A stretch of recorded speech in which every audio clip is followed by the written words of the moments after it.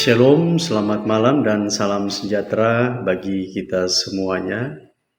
Bertemu kembali dalam renungan malam Resort GKE Sampit sesuai dengan Almanak Gereja Kalimantan Evangelis yang terdapat di dalam kitab Kejadian pasal yang ke-30 ayat 25 hingga ayat ke-43. Saya tidak membaca secara keseluruhan, saya hanya membaca satu ayat saja, yaitu pada ayat yang ke-43. Dengan perikop Yakub memperoleh ternak, ayat 43, maka sangatlah bertambah-tambah harta Yakub, dan ia mempunyai banyak kambing domba, budak perempuan dan laki-laki, unta dan keledai. Saya memberikan sebuah tema, yaitu Yakub menjadi sangat kaya karena diberkati Tuhan. Ibu bapak saudara-saudara yang diberkati oleh Tuhan, kisah ini dimulai dari Yakub yang hendak pergi meninggalkan Laban.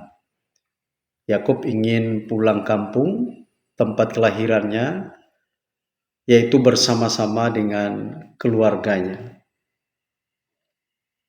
Namun agaknya Laban berat hati untuk melepaskan kepergian daripada Yakub. Sebab Laban sadar bahwa hidupnya diberkati Tuhan karena Yakub tinggal bersama-sama dengan dia, di mana Yakub ini bekerja keras untuk Laban, sehingga kita lihat bahwa ternak milik Laban itu kian hari bertambah-tambah banyak. Karena itu Laban berusaha untuk menahan Yakub agar Yakub tetap tinggal bersama-samanya kembali. Tetapi Yakub juga berusaha mencari cara untuk menghadapi Laban yang ingin menahan dirinya agar tetap tinggal di situ.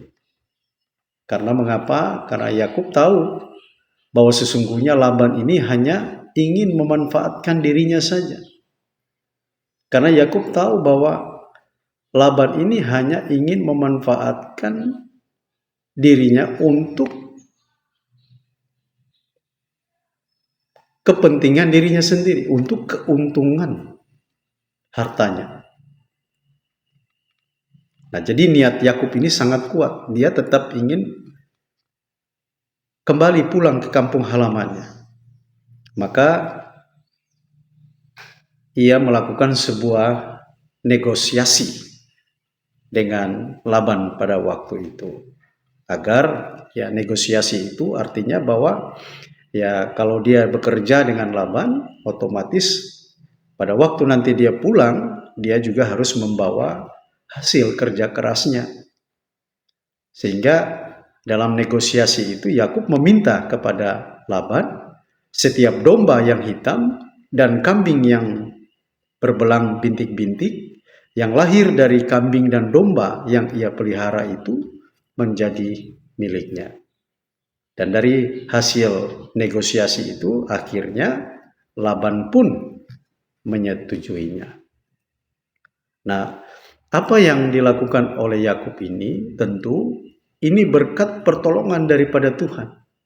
Karena Tuhanlah yang telah memberikan dia hikmat, Tuhanlah yang memberikan dia kecerdasan, maka jumlah domba hitam dan kambing yang berbelang dan berbintik-bintik itu semakin banyak. Sehingga kisah ini ditutup dengan ayat 43. Maka sangatlah bertambah-tambah harta Yakub yang mempunyai kambing domba, budak perempuan dan laki-laki, unta dan keledai. Bapak Ibu, saudara-saudaraku yang kekasih, Tuhan memberkati Yakub sebagaimana janjinya. Tuhan itu tidak pernah mengingkari janjinya. Dia tetap berjanji akan memberkati Yakub pada waktu itu.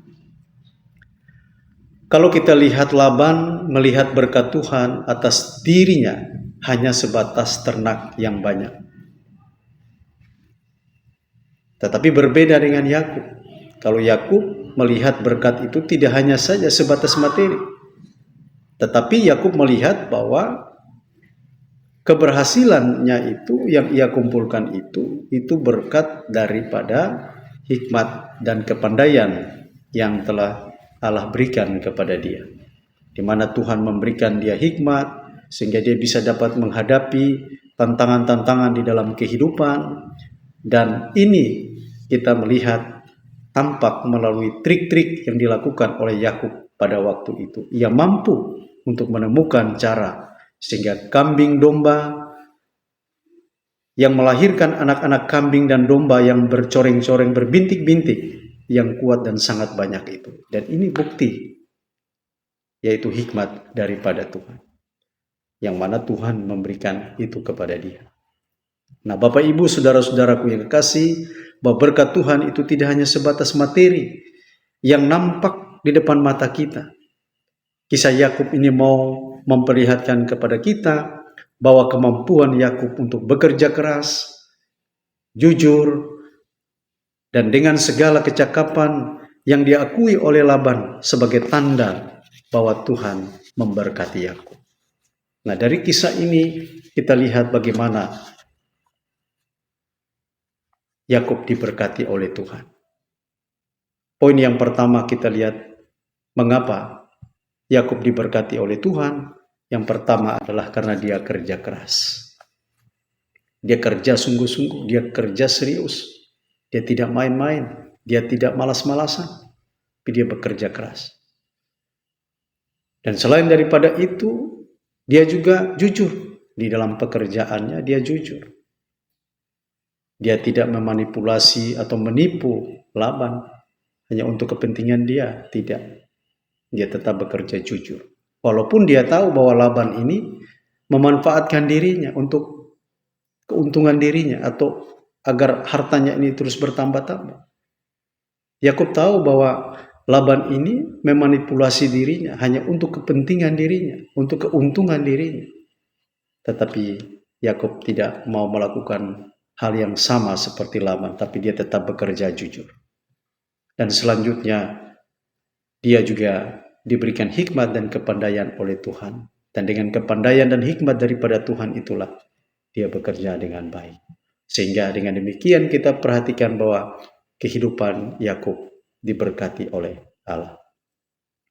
Yang kedua adalah mengapa Yakub diberkati oleh Allah, karena Yakub selalu bersandar kepada Tuhan.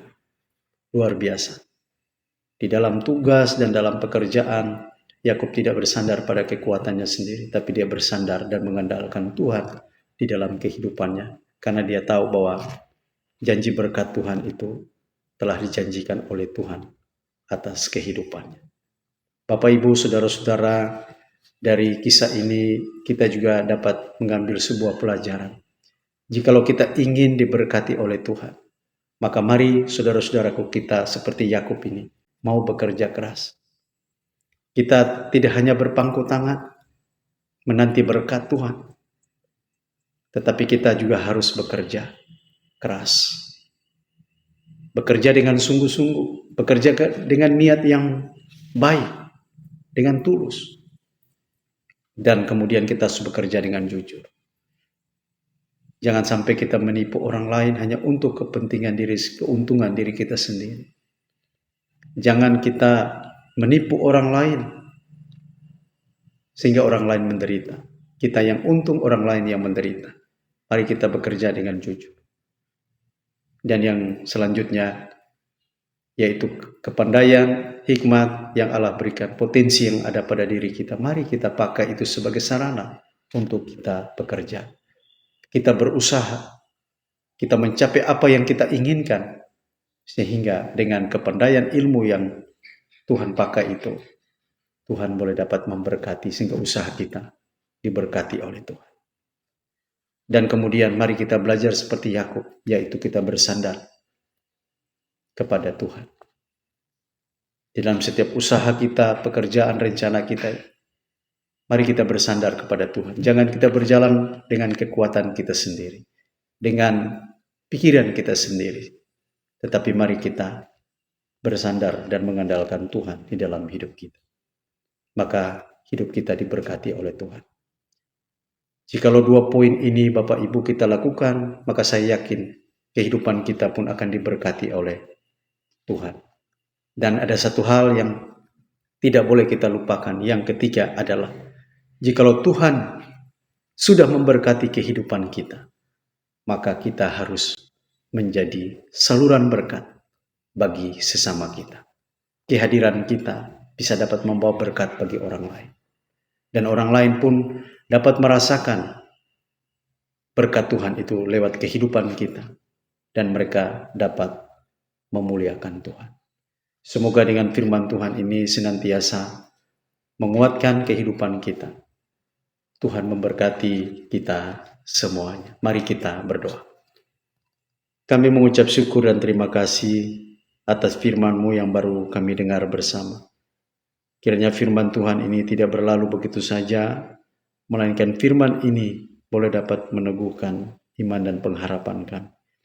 Agar kami senantiasa tetap bekerja keras, jujur, dan potensi yang ada kami lakukan hanya untuk kemuliaan bagi Tuhan saja. Ajarkan kepada kami untuk tetap bersandar hanya kepada Tuhan. Sehingga dengan demikian Bapa, kehidupan kami diberkati oleh Tuhan. Pakailah hidup kami agar kami dapat menjadi saluran berkat dimanapun kami berada. Di dalam nama Tuhan Yesus kami berdoa. Amin.